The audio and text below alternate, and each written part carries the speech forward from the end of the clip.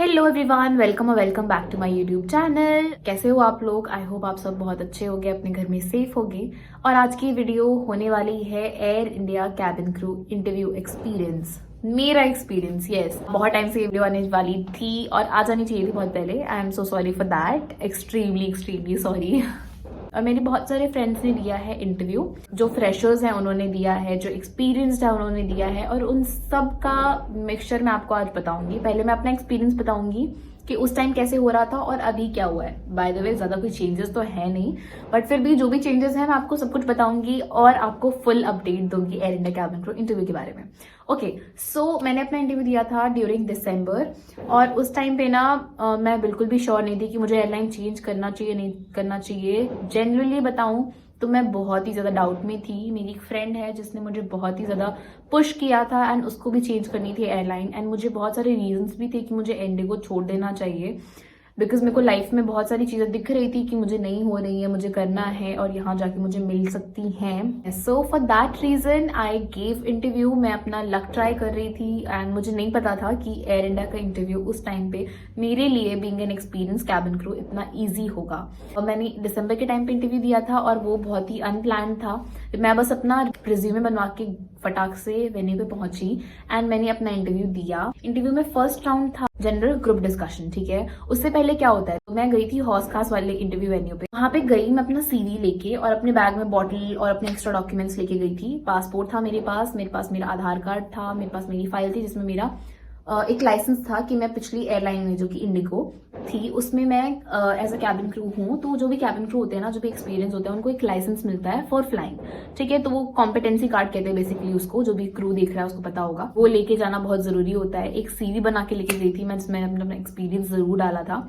आपके पास 2 महीने का भी एक्सपीरियंस है is okay for them, because वो एक्सपीरियंस चाहते हैं। 1 महीने का, 2 महीने का, 2 साल का, 5 साल का, डजेंट मैटर एट ऑल, ठीक है। तो मैं वो लेके गई थी। वहां पे एक लाइन बनी हुई थी, मैं वो फ्रेशर्स वाली लाइन में घुस गई। मुझे एक लाइन दिखी, मुझे और कोई लाइन उस टाइम दिखी ही नहीं, ठीक है। तो वहां पे एक दूसरे टेबल पे एचआर बैठे हुए थे जिन्होंने नाम लिया, मतलब बोला उन लोगों ने कि जो भी एक्सपीरियंस्ड कैबिन क्रू हैं हाथ खड़े करिए। तो हम सबने हाथ खड़े किए एंड हम सबको बोला कि आप इस साइड आ जाओ, दूसरी लाइन बना लो।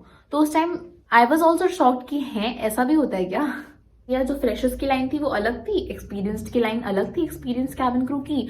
और हम सारे एक्सपीरियंस कैबिन क्रू अपनी सीवी लेके पहुंच गए। वहां पे ना उनके पास 3-4 रंग के स्टिकर थे। हर राउंड को क्लियर करने के बाद वो आपके यहाँ पे चिपका दे रहे थे। वो अभी भी है, आई डोंट नो है या नहीं, और वो पहले था, ठीक है।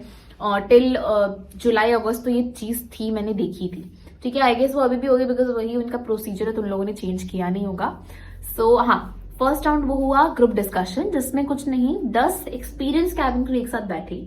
फ्रेशर्स का है तो सेम, फ्रेशर्स के 10 लोग एक साथ बैठे। एक टेबल थी, उसके चारों तरफ बहुत सारी चेयर्स थी, 2 एचआर खड़े हैं, वो आपको एनालाइज करेंगे, आपको एक टॉपिक देंगे।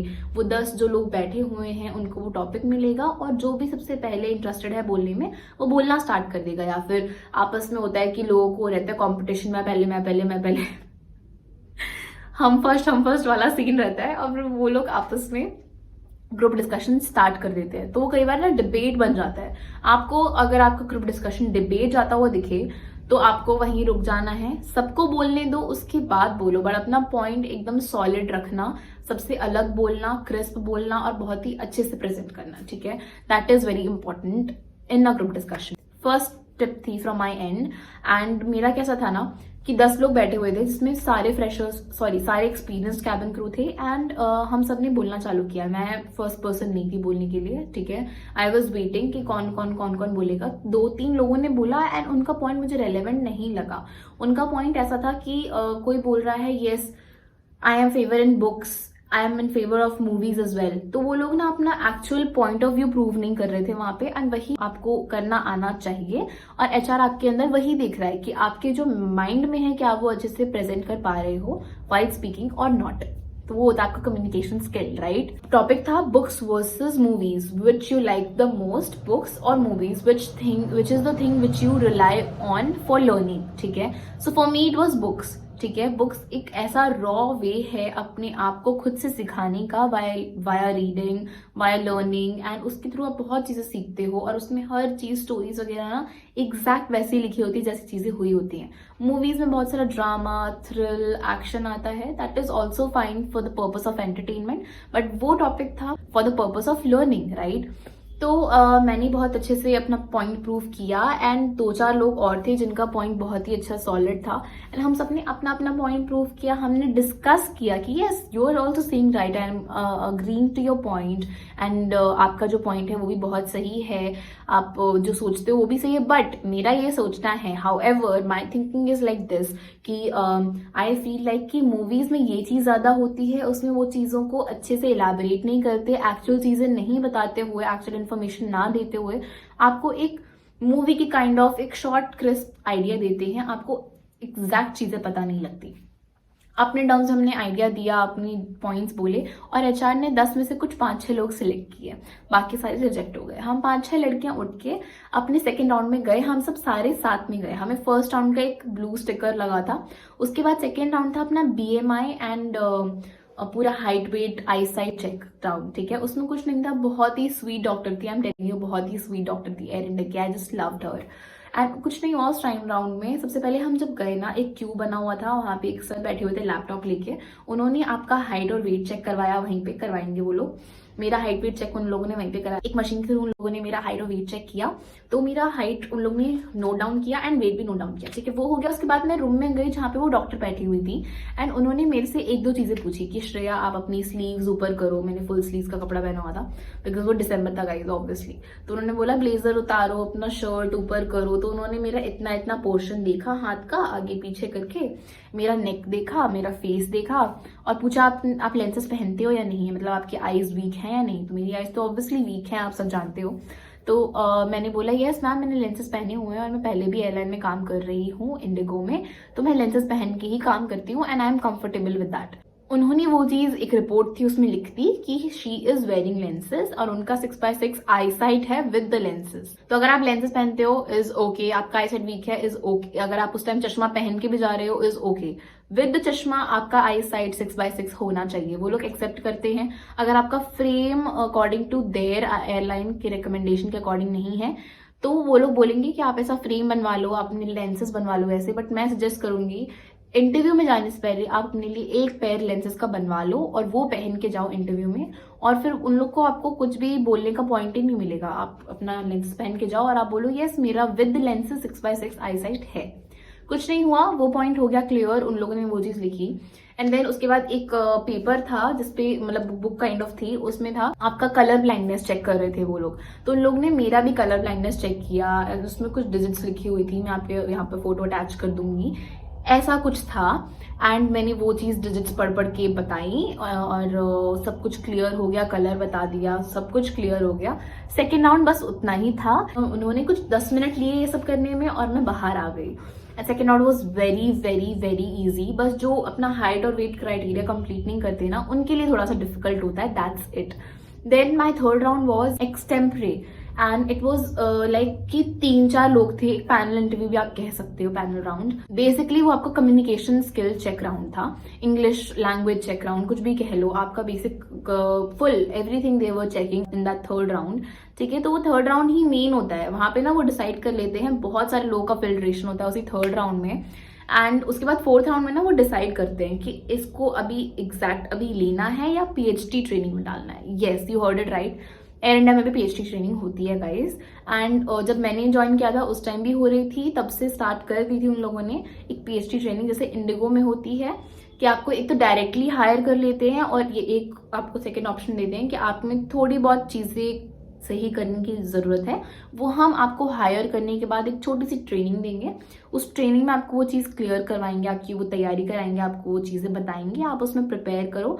अगर आप हमारा लास्ट, फिर उसके बाद एक और इंटरव्यू होता है, एक राउंड होता है, वो क्लियर कर लोगे तो आप एयरलाइन ज्वाइन कर सकते हो। तो वो चीज़ एयर इंडिया ने भी स्टार्ट कर ली है, PhD ट्रेनिंग। उसके बारे में इन डिटेल में एक और वीडियो बनाऊंगी, नेक्स्ट वीडियो, वो आपको देखने को मिल जाएगी। अगर आप चाहते हो कि मैं PhD ट्रेनिंग पे वीडियो बनाऊं, प्लीज कमेंट डाउन बिलो और इस वीडियो को लाइक करो, शेयर करो, सब्सक्राइब कर दो मेरे चैनल को, बिकॉज ऐसी इन्फॉर्मेटिव वीडियोज और भी आने वाली हैं। And thank you watching till now, and because thanking you all is very important. आप लोगों ने मुझे बहुत सारा सपोर्ट दिया है, बहुत सारा प्यार दिया है, देते रहो ताकि मैं और भी सारा कंटेंट और भी आपकी हेल्प कर सकूं, मुझे मोटिवेशन मिले ये सब करने के लिए, राइट।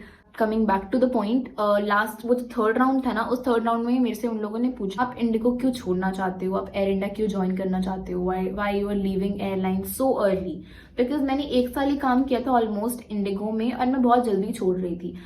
तो उन्होंने वही मेरे से पूछा, तो मैंने अपना बेसिक सा आंसर दिया कि मुझे इंडिगो इसलिए छोड़ना है कि मैं अपने आप को एज अ ग्रोइंग पर्सन नहीं देख पा रही हूँ। मेरे को एयर इंडिया ज्वाइन करना है, नेशनल कैरियर है, मैं इसके साथ बहुत सारी न्यू डेस्टिनेशंस फ्लाई कर पाऊंगी, मैं और भी ज़्यादा चीज़ें सीख पाऊंगी। यहाँ पे बहुत सारा सीनियर क्रू है तो मुझे बहुत कुछ सीखने को मिलेगा।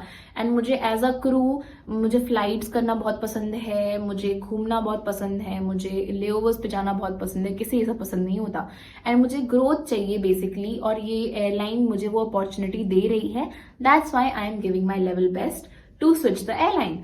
तो वो लोग उस पॉइंट से सेटिस्फाइड थे आई गेस। एंड उन लोगों ने जब मेरे बारे में मुझसे पूछा, then I said that yes, कि मैं अपनी ग्रेजुएशन कर रही हूँ and I am flying, I love enjoying the new food, the new culture, the new places. I said all of that and अपना एक अच्छा सा पॉइंट मैं बना के गई थी ऑलरेडी घर से, बिकॉज मुझे पता था कि इंडिगो के इंटरव्यू में भी पूछते हैं एंड यहाँ भी पूछेंगे ऑफ कोर्स। HR आपको ऐसे ही देख के जाने नहीं देगा। एंड मेन पार्ट था कि आपका ग्रूमिंग बहुत अच्छा होगा ना, मतलब ना आपकी ग्रूमिंग अच्छी होती है ना, तो आपको देख के HR ऐसा लगता है दे स्टार्ट स्माइलिंग। वैसे तो ना HR का इतना सीरियस फेस होता है guys, I am telling you, वो लोग इतना ज्यादा सीरियस ऐसा सीरियस सा फेस बना के वो घूर रहे होते हैं। बट आपकी ग्रूमिंग अच्छी, आप अच्छी स्माइल लेके जाओ, उनके साथ आई कॉन्टैक्ट करो, आप अपना ओपन बॉडी पॉस्चर रखो, बॉडी लैंग्वेज इतना अच्छा रखो, फ्री रहो, उनके साथ फ्रेंडली बिहेव करो, लाइक प्रोफेशनली बात करनी है बट उनके साथ पॉस्चर, बॉडी लैंग्वेज ऐसा ओपन रखो that you can talk anything with them and they can have a normal open conversation with you. तो ये बहुत ही इंपॉर्टेंट टिप है, एक ऐसी चीज है जो बहुत सारे लोग नहीं समझते हैं एंड ना इंटरव्यू के टाइम डर रहे होते हैं। अगर आप इंटरव्यू के टाइम डर रहे हो ना, दैट मीन्स आप खुद ही अपने आप को एक ऐसे जोन में डाल रहे हो कि HR के लिए बहुत ईजी होगा उस जोन में आपको भेज देना और आपको रिजेक्ट कर देना, समझ रहे हो। तो वो चीज नहीं करनी है एंड आपको ये चीज ध्यान में रखनी, जो मैंने अभी आपको टिप दी है ना, ये वेरी इंपॉर्टेंट टिप है। तो थर्ड राउंड ऐसा कंप्लीट हो गया मेरा। Fourth round was very easy, उसमें कुछ नहीं हुआ। मेरे को जो पैनल इंटरव्यूअर थी, she was the only one जिनके साथ 1-on-1 इंटरव्यू हुआ मेरा। एंड उस इंटरव्यू राउंड में शी आस्क्ड मी कि okay Shreya, you are living IndiGo, you are joining Air India, what are your expectations. मैंने बोला ma'am I have no expectations with the airline, I am just looking for the opportunity. मुझे जो चीज़ें दिख रही हैं वो एक्सपेक्टेशन नहीं, वो मेरे लिए एक अपॉर्चुनिटी है कि अगर एयरलाइन ग्रो करेगी या एक नए डेस्टिनेशन जाएगी तो मेरे को वहाँ और अच्छा अपने आप को रिप्रेजेंट करने का मौका मिलेगा। जो भी मैंने चीज़ें सीखी हैं इंडिगो से इज़ अमेजिंग। इंडिगो के साथ मेरी बहुत ही अच्छी जर्नी रही है, उसने मुझे बहुत कुछ सिखाया है, मैंने अपनी करियर की स्टार्टिंग वहीं से की है। तो that is my best part. मैं वहां से जो भी सीख के आई हूँ मैं वो यहाँ पे लगाऊंगी कि विदाउट एनी एक्सपेक्टेशन मैं अपना बेस्ट दूंगी। उसके बाद जो भी आएगा that will be my hard work and the results will be all because of my hard work. तो मैंने ये चीज बोली, कुछ ऐसा ही पोर्ट्रे किया था उस टाइम, 1 साल हो चुका है इस बात। All of that is completely blur in my head, but ऐसा ही कुछ मैंने अभी लिटरली वीडियो शूट करने से पहले ना मैंने बहुत सोचा है कि मैंने क्या क्या बोला था, कैसा क्वेश्चन था, क्या हुआ था, पूरा सिनेरियो माइंड में बनाया है and then I am coming up with this video. तो मेरे लिए भी बहुत डिफिकल्ट था ये शेयर करना आप लोगों के साथ, बिकॉज कभी एक टाइम पे मैं ये शेयर नहीं करना चाहती थी किसी के साथ भी। बट या joining Air India is one of the best decision.